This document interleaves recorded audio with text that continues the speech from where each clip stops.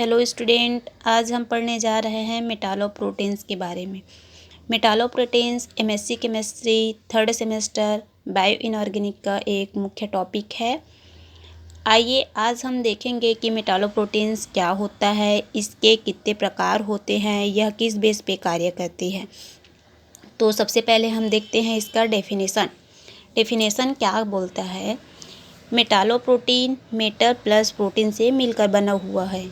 जब किसी प्रोटीन से कोई मेटल एटम जुड़ता है और उस प्रोटीन में वह मेटल को फैक्टर का कार्य करता है तो उसे मेटालोप्रोटीन कहते हैं।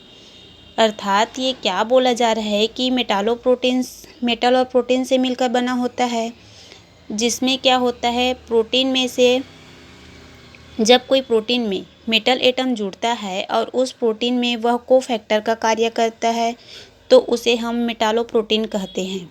अधिकांश जो प्रोटीन है उसमें 50% मेटल होता है।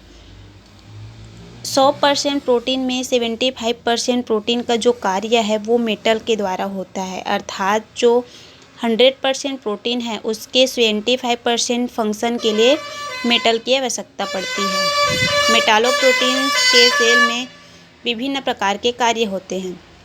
जो मेटालोप्रोटीन होते हैं उसमें निम्न प्रकार के कार्य होते हैं। क्या क्या होते हैं? पहला क्या होता है, ट्रांसपोर्ट ऑफ एंजाइम। दूसरा क्या होता है, स्टोरेज ऑफ प्रोटीन।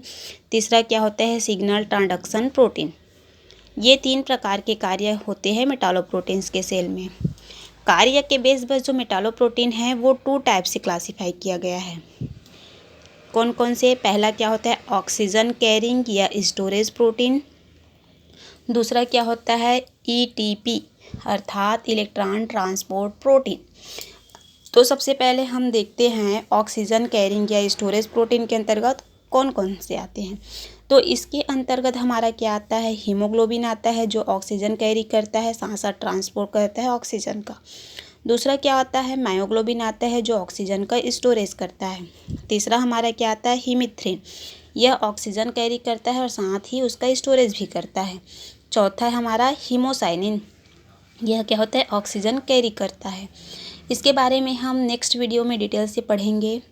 आइए अब हम देखते हैं ईटीपी अर्थात इलेक्ट्रॉन ट्रांसपोर्ट प्रोटीन क्या होता है। तो इसके अंतर्गत हमारा क्या क्या आता है, आयरन सल्फर प्रोटीन आता है। आयरन सल्फर प्रोटीन के अंतर्गत हमारा रुबिडॉक्सिन और फेरोडॉक्सिन आता है। दूसरा हमारा क्या आता है, साइटोक्रोम आता है, जिसमें हम cytochrome A, cytochrome B, cytochrome C के बारे में पढ़ेंगे। और तीसरा हमारा आता है ब्लू कॉपर प्रोटीन। तो सबसे पहले हम ये जानते हैं कि इलेक्ट्रॉन ट्रांसफ़र सिस्टम क्या होता है। तो क्या होता है इलेक्ट्रॉन ट्रांसफ़र सिस्टम? इसे इलेक्ट्रॉन ट्रांसपोर्ट चेन भी कहा जाता है।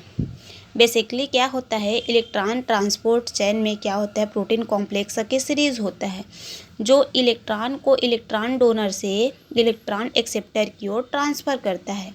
ये क्या होता है, रिडॉक्स रिएक्शन के द्वारा होता है, जिसे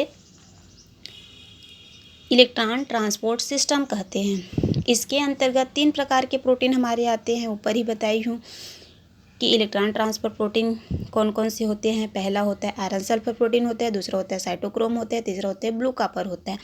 ये रहा हमारा आज का टॉपिक था मेटालोप्रोटीन।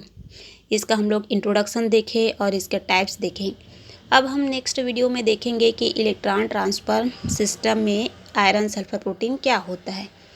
आज का ये वीडियो हमारा यहीं पर समाप्त होता है। धन्यवाद।